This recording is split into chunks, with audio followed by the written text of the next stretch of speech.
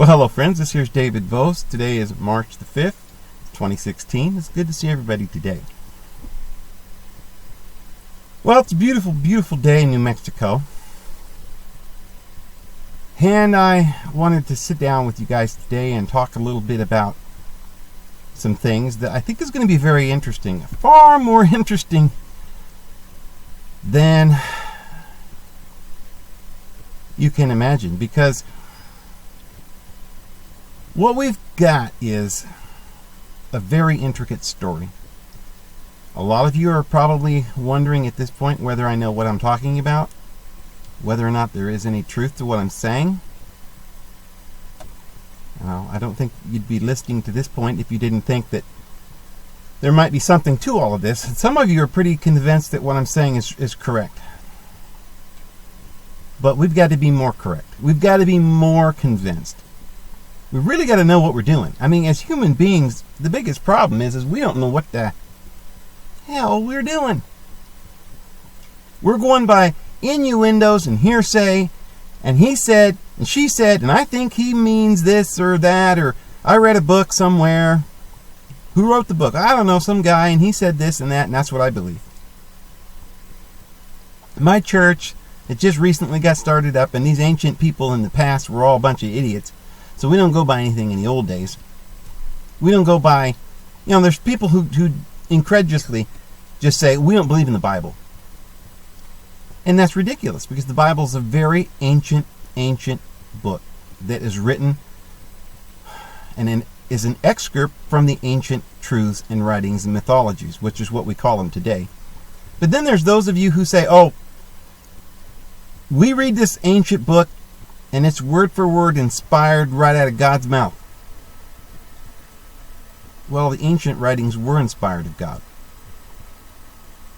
But any of you who believes that the Catholic Church did not do very bad things, you see, you can believe that they killed and massacred almost every living, breathing servant of Lord Jesus Christ, and those who sought after those truths and mysteries, and took their writings and confiscated them and burned them and destroyed everything. But you don't believe that they added to or obscured the Bible. The fact that we've only got 66 books, which is very symbolic, as I've said many times, the fact that those books were carefully handpicked by what you believe as a Protestant is an apostate organization. And if you don't, it's because you've just been totally blinded for so long. But you know that they had at least 2 major inquisitions to wipe Protestants and anyone who disagreed with them off the face of the earth. You know they didn't like people like Galileo and Copernicus and Newton and stuff, which today we understand taught us truth, science. They weren't liars. Newton wasn't a liar, but he was an esoteric believer and wrote many documents and things about these ancient mysteries. He read the Zohar. He was involved with those group of people down there that wrote stuff like Kabbalah.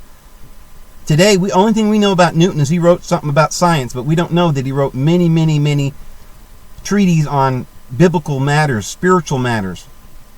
He's a very esoteric believer in the Kabbalah. Anyway, the point is that there was a concerted effort to destroy and confuse. And the fact is that what we call the apostasy has occurred. And it is far greater than you know, because they have lied to us and have taken over all of our institutions and have changed everything about the ancient truth. To us, it's just all mythology now. See, you grew up thinking the Bible was the Word of God. Go to your little church and file in. Never mind the fact that nobody seems to know what they're talking about. I never really know where to begin with all this. Those who rule over you don't want you to know the truth. So it's not any amazing fact that anything that is true, they've already made it appear that that's the thing you got to stay away from. They've made you afraid of ancient wisdom by saying that those who teach ancient wisdom are witches. Well, what happened was several hundred years ago, they accused people of being witches. But in those days, there was no such thing as a witch. What they accused him of doing was talking to the devil, sacrificing babies, riding on brooms, and they said, well, here's how you know if they're Satan worshipers. You know, they get warts on their nose, and they fly on brooms, and they suck people's blood or something. They kill babies in the basement. And none of this was true. They've convinced you. And now we've got movies like Batman and Dracula and Zorro, and the mythologies have turned into this big, twisted lie. They've made you afraid to communicate with our Father in heaven. It could be the devil, so we just don't even listen. We pray a lot, but we don't, like, oh, don't follow signs, and don't. If an angel came to you, you'd be scared out of your mind. I was. Don't use lots like the apostles did, right? Why did the apostles do it? Oh, well, we don't really know, but we're not supposed to do it. See, that was before. That was in the Old Testament times. And no, that was the New Testament times. Paul talks about all these gifts. What are the gifts? The only thing we know about gifts now is there's one church over here called Pentecostals that say, oh, we got the gifts. We know what the gifts are. And it means you do this. You know. And they're like, oh, okay, well, that was the gifts then. No, Paul talks about visions and dreams. Do you know what a vision is? It's different than a dream. A dream, you go to sleep. A vision, you're wide awake. You go into a trance. You look into a flame. He talks about the looking into a crystal darkly. The apostles did lots. Joseph was a diviner. Okay, we've got all these videos and all this information we've covered, but what I'm trying to get at here is that the truth is going to be more amazing than you've ever dreamed, and it's going to make you scared because they've already made you scared because they don't want you getting into the truth. See, so they wrapped up the truth in this big, wrapping, and marked on the wrapping, do not open or you'll go to hell. So now you're scared out of your mind. All right. So then you got the other group that's starting to dig through the mythologies and start, wait a minute now. The Gnostics believed that the Christian God was the devil, and you're really getting confused. So, okay, well, maybe Jesus is Lucifer. Well, friends, this is what we want to talk about today. Who was the serpent in the Garden of Eden? And this is why this is so confusing, because mythology has a lot of characters. The gods were many. Christians, right away, oh, wait a minute, we only have one God, see? No. In Genesis, it says Elohim, plural, made the heavens and the earth. And it is the Most High that divided up the earth among the gods. Psalms 82 talks about the gods. And Jesus said that he was also one with the Father. And the Father was greater than he was. So, we also are going to be children of the living God. But going back into mythology, who was the serpent then? And what's really going on? What's the serpent doing? This is so deep. This is so amazing. We talked about in the last video where the gods represent forces of evolution. Anu's heaven. His wife is Ki. That's the earth. Heaven and earth get together and they have time at. We talked also about how Isaiah 51 says that Jehovah slayed a dragon called Rahab. See, that's a woman. Rahab the dragon. Who's this dragon? Because it's the same dragon that's in Revelation chapter 12.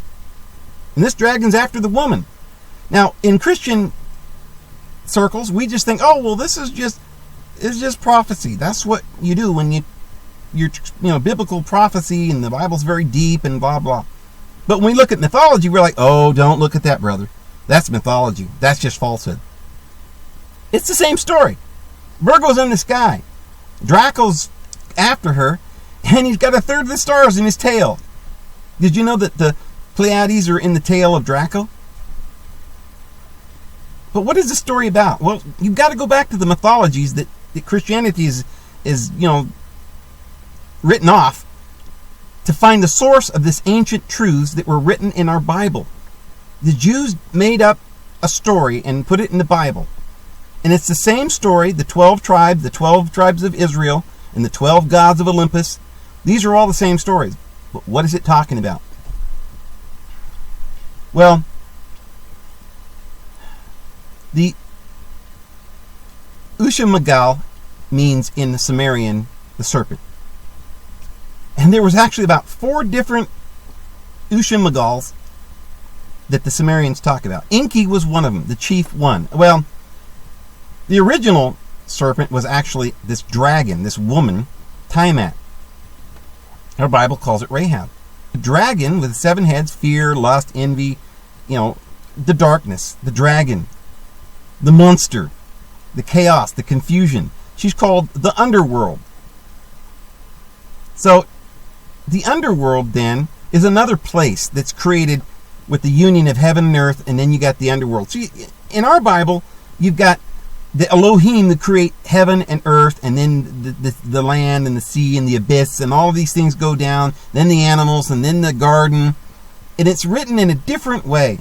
But all the characters are there.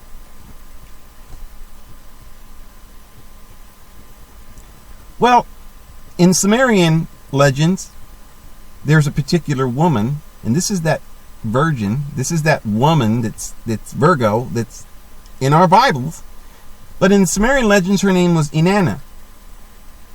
And Inanna, she ended up in this underworld, what we call hell, what the Greeks call Hades. How did she get there? Well, the story says that she was offered some forbidden fruit by Dumuzi. Well, Dumuzi is called one of these Ushimagals, or one of these serpents. In fact, his entire epithet is sometimes, our Mother Earth is a great dragon. This was his epithet. It's very interesting because Dumuzi's mother actually was the original great dragon. And his father was Enki. Enki had several children. Enki had Marduk, Enki had Nixingda, Dumuzi. He had several children.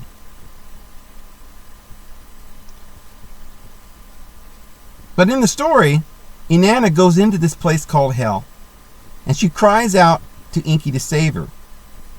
And so Enki says, all right, I'm gonna get you out of there. So he sends Dumuzi down there to get her. Well, as she came out, going down into this place called hell, she goes through 7 gates. Each time she goes through one of these gates, she has to lose part of herself. She starts off losing jewelry and stuff. She finally gets down to the place where she's in the center of hell, and she's lost all of her clothes, and she's just standing there naked at the altar of hell, stripped of all of herself, all of her personality, all of everything she ever was. And she cries out, "Let me out of here! I'm destitute in this place. Please get me out of here." Well, the law is you can't, once you go into the abyss, once you go into hell, you can't come out. But Enki feels sorry for her, and he says, all right, I'm going to try and get you out of there. So he sends down her brother Dumuzi, which is her consort, her husband. And Dumuzi helps her out of there. When she comes out, 7 demons, grab onto her and end up coming out of hell with her. So she carries 7 demons out with her. This is the story of Mary Magdalene, and high priest is what she really was, enacting the sacred mysteries of Inanna going down into hell.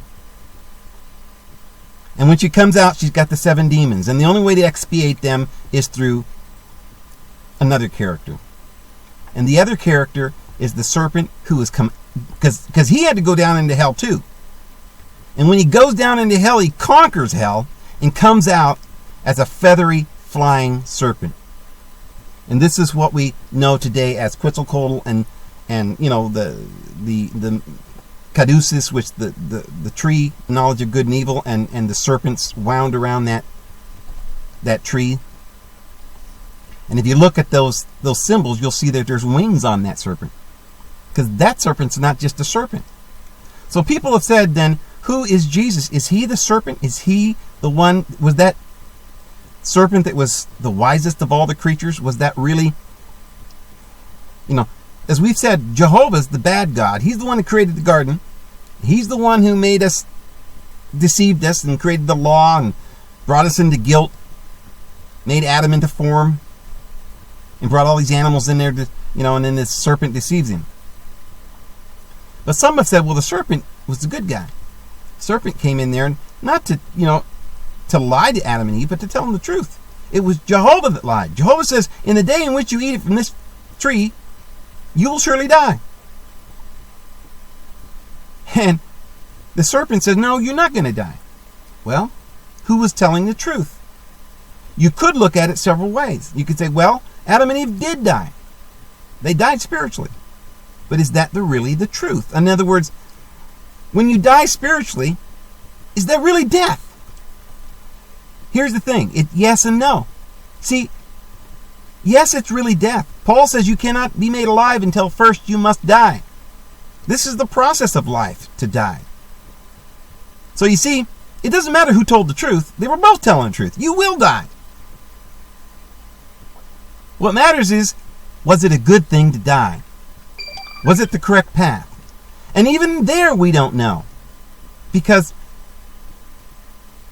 it's very hard to believe that dying is a good thing.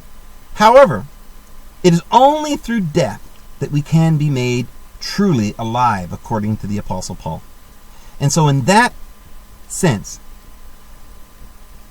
this statement, you will not die, but you will become as God, knowing good and evil, was actually the truth.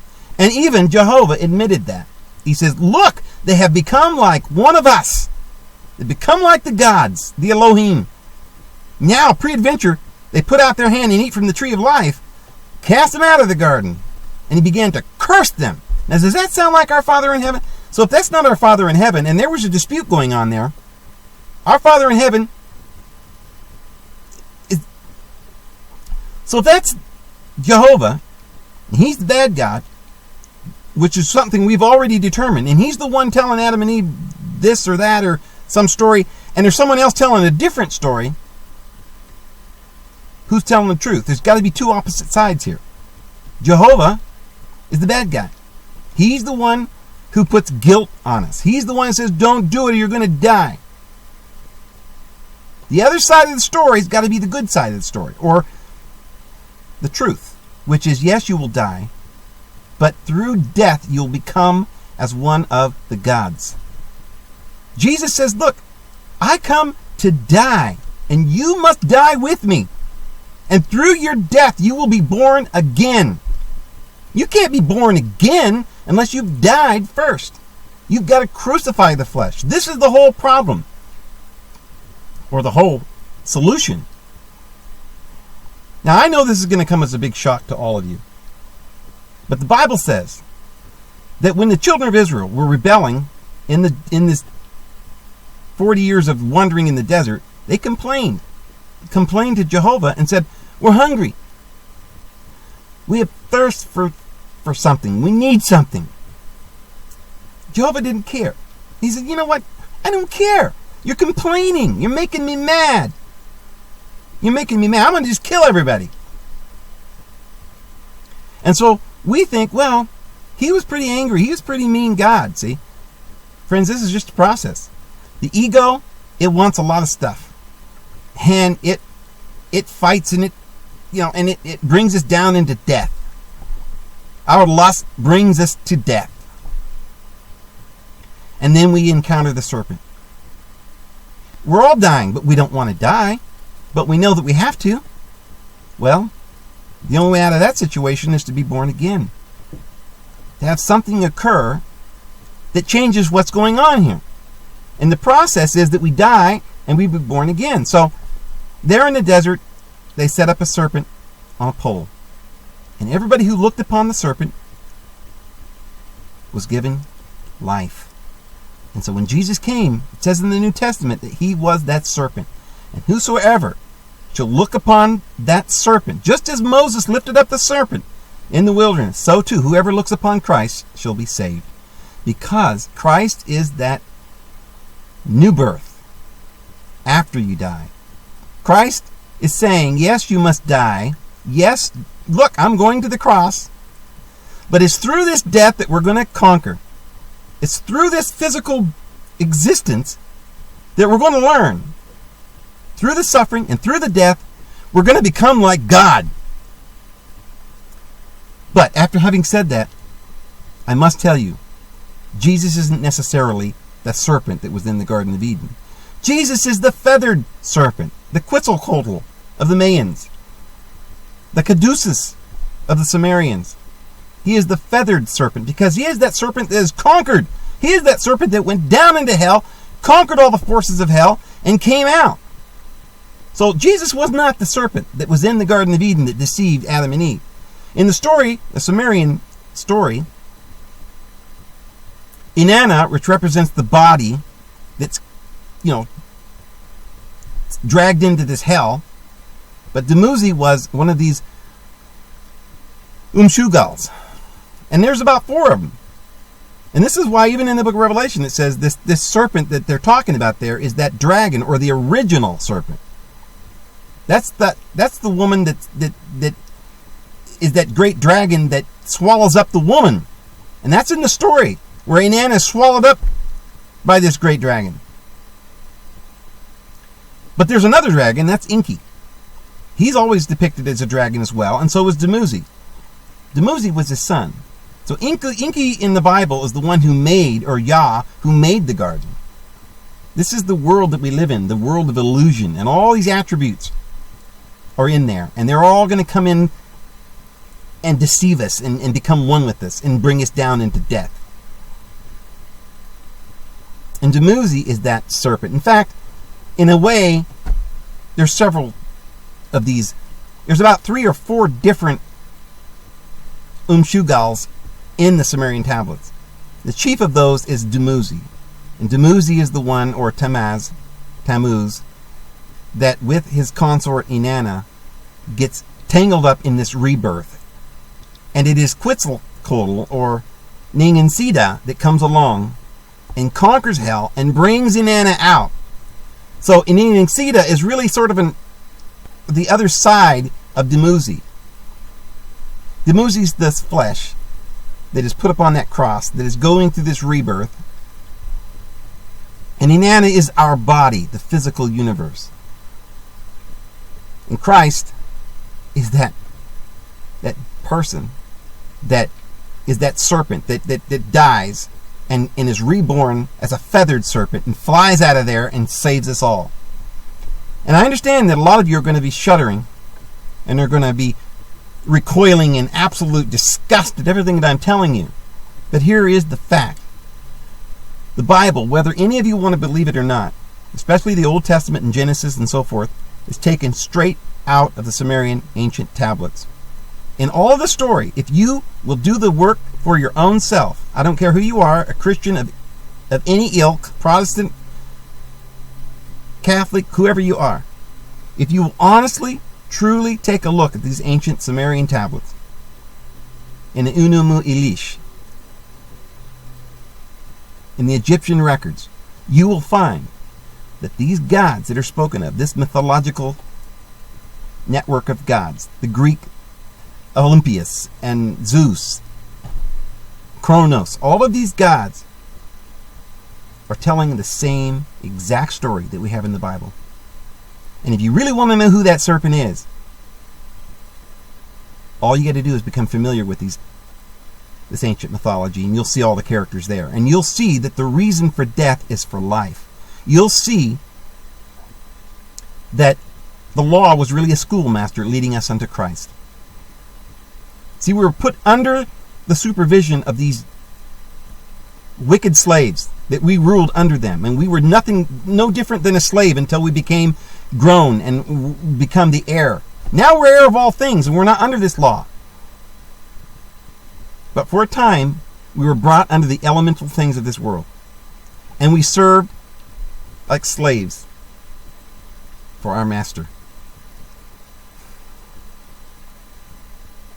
But if you don't believe and you don't want to look at the mythological story and carefully, because of scientific step-by-step, point-by-point, you can find your way back to the original truth. If you're not interested in doing that, or you don't have time, just look at the Bible itself. Just take a look at the Bible itself and ask yourself, is this God Jehovah really our Father in heaven? This God who wanted genocide and who demanded the death of all the firstborn of Egypt. And who demanded 3,000 of the Israelites die in the wilderness for asking for bread. And if he was not our Father in heaven, and if he is truly the devil, as Jesus so eloquently said, your father, speaking to the Jews, is the devil, and you wish to do the desires of your father. He was a murderer when he began.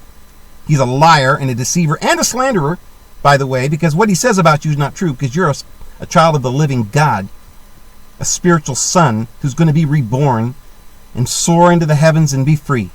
And you don't need to have any guilt, because I don't come to condemn you, but I come to give you life, and that more abundantly.